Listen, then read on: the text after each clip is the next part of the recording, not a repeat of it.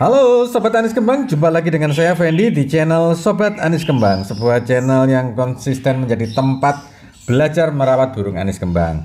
Dari kota Sidoarjo, Jawa Timur, saya menyapa semua Sobat Anis Kembang. Semoga kita semua dalam keadaan sehat, semangat, sukacita bersama keluarga, bersama burung anis kembangnya juga, dan tentunya semakin menyimak konten-konten yang ada di Sobat Anis Kembang channel. Nah, di kesempatan kali ini saya akan menyampaikan, karena ada permintaan kemarin lewat telepon ke saya, Om tolong dibuatkan video atau konten yang lebih detail, yang runtut.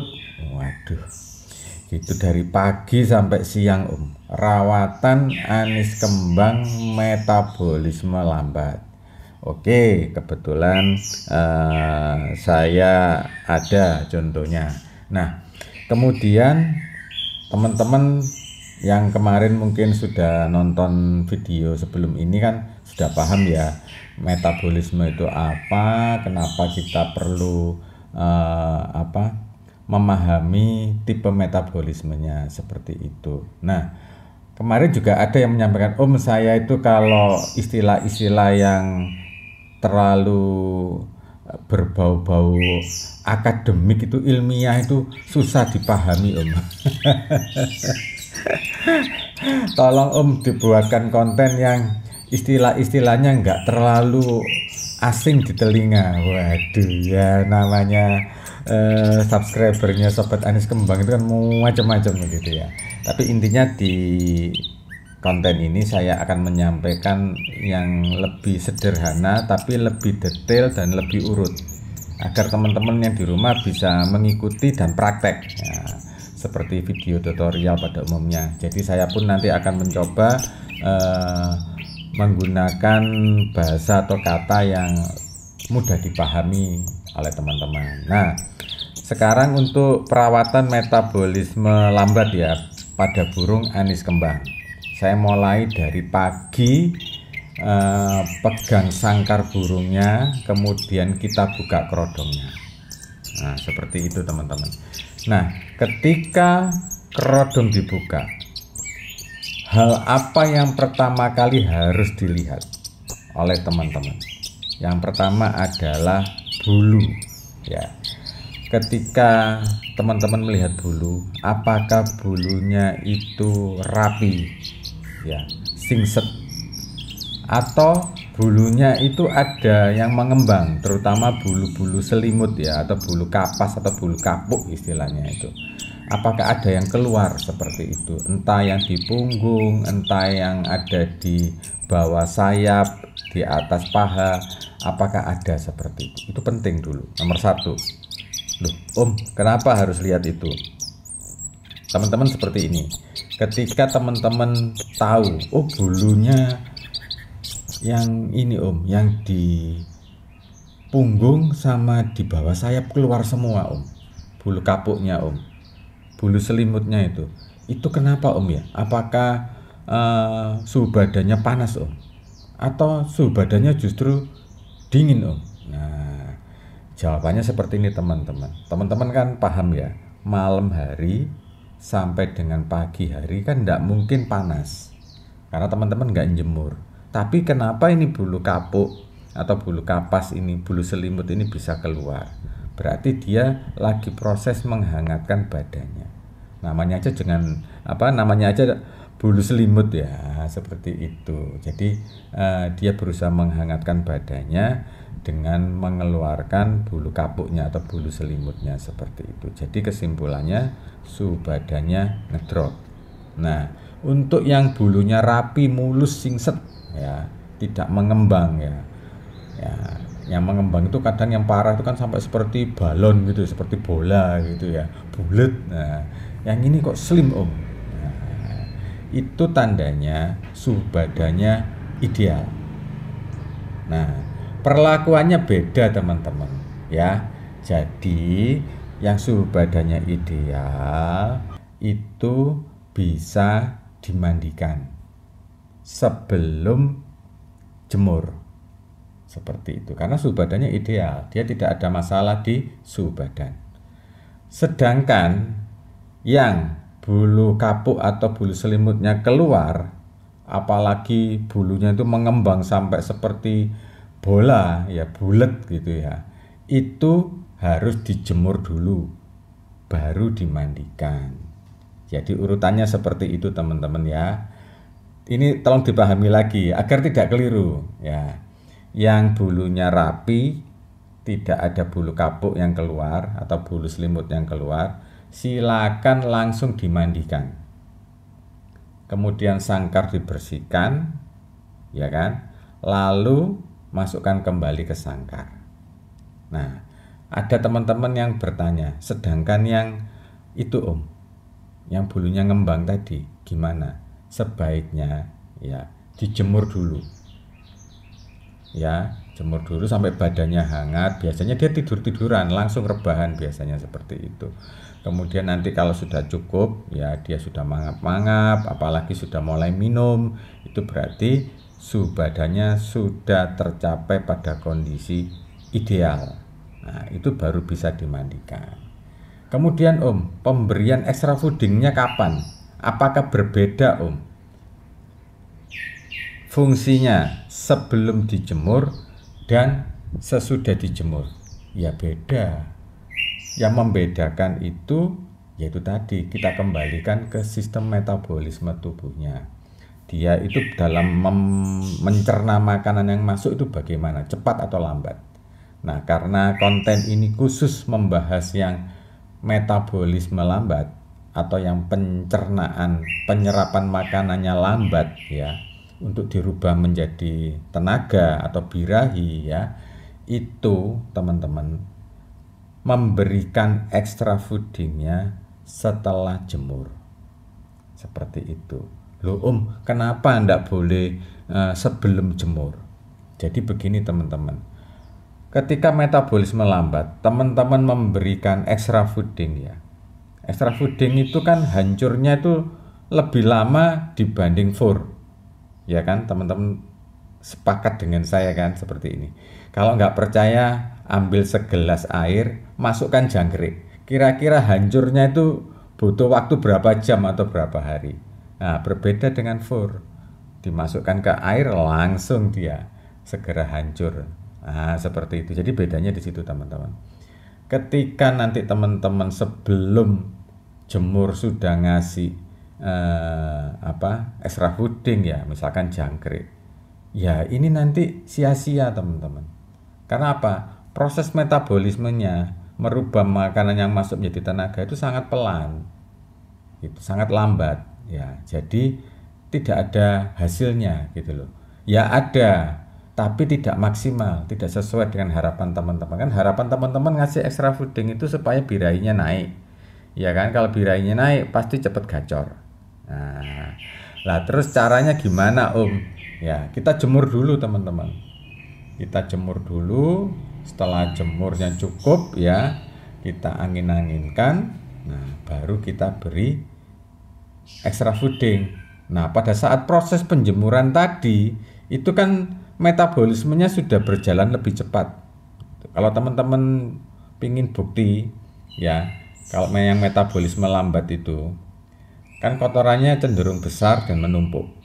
Nah, nanti begitu selesai dijemur teman-teman, terus dia BAB, itu kotorannya pasti lebih kecil diameternya dan pasti akan menyebar seperti itu. Itu menandakan bahwa penjemurannya sudah cukup, sudah pas, dan metabolismenya berjalan lebih cepat daripada semula. Memang Tuhan itu menciptakan dua sistem metabolisme, cepat dan lambat. Masing-masing punya plus minus dan masing-masing punya kegunaan.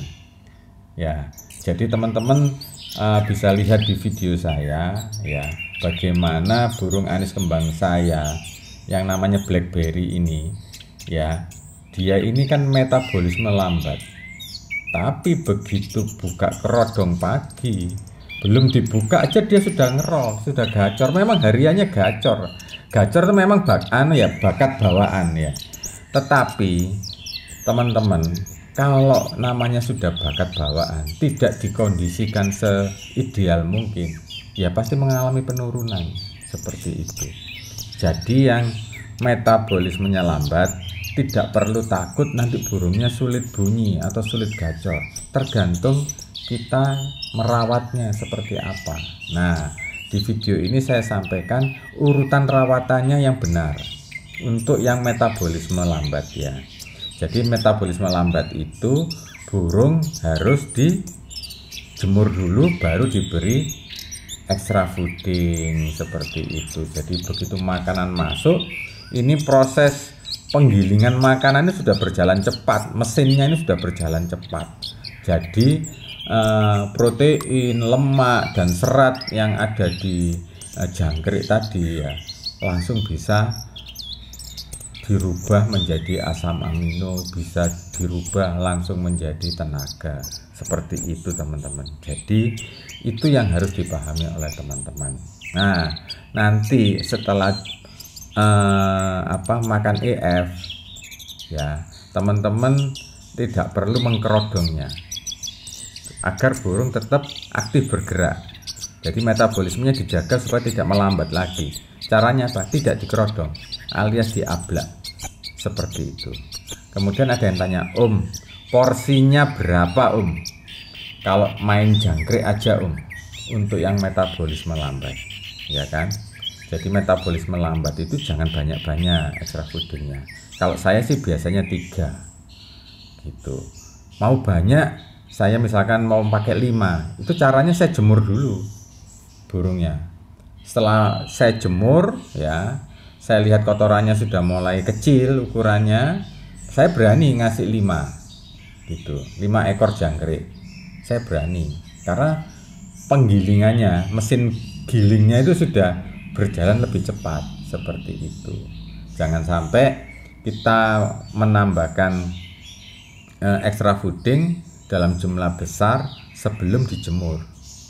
Karena apa? Metabolisme lambat ya. Metabolisme lambat itu nanti burung ada 2 tipe juga. Tipe dangkal birahi dan tipe dalam birahi.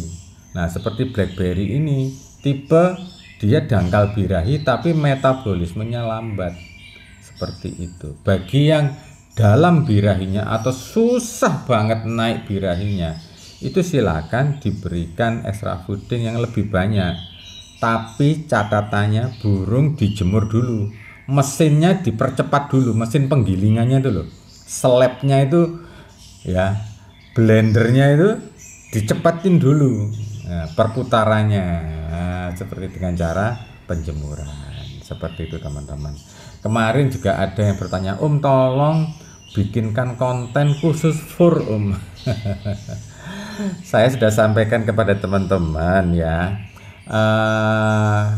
kalau sudah setting, sudah lihat channel YouTube di mana-mana ya, tapi kotoran belum bisa padat ya, atau justru kotorannya itu kecil-kecil Om, sebesar lidi terus, tidak pernah sebesar sedotan, itu gimana Om? Nah, kalau saya sampaikan ya, teman-teman harus coba 0 settingan, 0 setelan. Artinya apa? Burung tidak diberi extra fooding, cuman diberi fur, air minum tanpa embun, tanpa mandi, tanpa jemur, ya kan?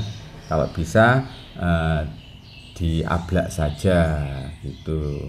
Kalau dikerodong, pakai kerodong yang tipis seperti itu. Nah, nanti ketahuan burung ini cocok enggak dengan furnya seperti itu. Kalau cocok pasti bentuknya padat dan ukurannya standar seperti itu. Kemarin banyak teman juga yang cerita, kirim WA ke saya video itu awal-awal burungnya itu sulit jadi juara ya kan, sulit ngerol di rumah yang burung rumahan. Tapi setelah saya ikuti tutorialnya Om Fendi di channel Sobat Anis Kembang, nah burung saya sekarang bisa ngerol gara-gara ganti fur saja. Saya tidak mikirin setelan extra fooding, cuman saya ganti furnya aja dalam rangka setelan 0 extra fooding. Jadi dia itu tanpa extra fooding, cuman ganti fur aja, burung tiba-tiba sudah bisa ngerol. Yang awalnya cuman ngeplong dan ngeriwi, seperti itu teman-teman. Jadi seringkali kita itu terjebak dengan setelan extra fooding, dengan penjemuran, dengan sauna, dengan pengumbaran. Padahal akar masalahnya ini apa? Furnya tidak cocok. Seperti itu. Sama, jadi fur itu sama seperti nasi putih teman-teman. Kalau nasi putihnya enak, ya kan, makan nasi putih ditambah lauknya tempe aja, tempe goreng aja, itu kalau nasinya enak teman-teman, habis itu teman-teman, pasti habis itu. Nasinya habis, tempenya habis, makannya enak, seperti itu. Kemudian kalau nasi putihnya nggak enak ya, terus teman-teman beli fried chicken ya, ayam fried chicken ya, ayam goreng ya, tetap aja teman-teman nggak akan habis. Kalau habis tuh apa ya, lambat sekali gitu menghabiskannya, karena apa? Nasinya nggak enak, seperti itu. Ya sama, fur itu ya seperti itu teman-teman. Burung kan punya indera pengecap ya, indera pengecap gitu. Ini enak apa enggak? Nah, nanti dia muncul selera. Dia cuman selera makannya pada fur merek ini, pada fur merek itu. Nah, itu yang disebut dengan palatabilitas teman-teman. Jadi teman-teman perhatikan sekali lagi sebelum otak-atik setelan extra fooding, pastikan furnya cocok dulu, tidak mencret ya, tidak kecil-kecil kering gitu ya. Ini dalam kondisi tanpa rawatan ya, jangan sampai furnya itu jadi kotorannya itu loh, setelah makan fur itu jadi berair atau bahkan mencret atau kecil kering-kering, kecil kering maksud saya ya, kecil-kecil kering gitu loh. Nah, jangan sampai seperti itu, berarti nggak cocok itu furnya ya. Loh kenapa tidak saya jemur ya, tapi kotorannya itu bisa kecil-kecil kering kenapa nah, dan jumlahnya tidak banyak sedikit sekali kotorannya. Saya kan khawatir nanti burung saya lemes, nanti burung saya ini bisa kenapa Nah, jawabannya apa Saya jawab seperti ini teman-teman. Ketika furnya tidak cocok ya, dalam arti yang saya tekankan di sini itu teman-teman tidak memberikan buah ya dalam hariannya, cuman dikasih makan fur ya dan extra fooding. Nah, di dalam fur itu kan ada yang namanya kandungan serat teman-teman, untuk membantu proses penghancuran makanan ya kan. Kalau teman-teman baca di kemasan itu kan ada yang 6% seratnya ya, fiber itu loh. Jadi ada yang 6%, ada yang 9%, ada yang 8%. Nah, semakin tinggi kandungan seratnya, itu logikanya semakin bagus, semakin adem, burung banyak makan, juga banyak mengeluarkan kotoran. Nah, kotorannya tidak kecil-kecil, pasti agak besar. Sama seperti manusia lah, kalau kurang makan buah, kurang makan sayur, BAB-nya susah. Kalaupun keluar, pasti ukurannya kecil-kecil, dan itu nggak banyak, seperti itu teman-teman. Jadi seringkali masalah sulit ngerol itu juga karena masalah fur aja yang tidak cocok. Nah, itu yang perlu teman-teman gali lagi, dalami lagi, burung anis kembang saya ini sudah cocok apa tidak dengan furnya. Kalau sudah cocok, tinggal kita nanti ngatur setelan extra foodingnya dan arah rawatannya, seperti itu. dirawat model dingin atau dirawat model panas, seperti itu. Mungkin itu dulu teman-teman yang bisa saya sampaikan. Semoga konten ini bermanfaat bagi teman-teman. Jika bermanfaat, silakan tekan tombol like dan di-share ke teman-teman yang lain agar mereka pun juga mendapatkan pengetahuan yang sama dengan teman-teman terkait merawat burung anis kembang yang metabolisme lambat. Bagi teman-teman yang baru nonton channel ini dan merasa channel ini bisa memberi manfaat, banyak membantu teman-teman dalam merawat burung anis kembang sampai bisa ngerol bahkan juara, silakan teman-teman tekan tombol subscribe dan loncengnya agar tidak ketinggalan video-video atau informasi-informasi terbaru dari saya. Dari kota Sidoarjo, Jawa Timur, salam satu jiwa anis kembang. Tatidut krek krek.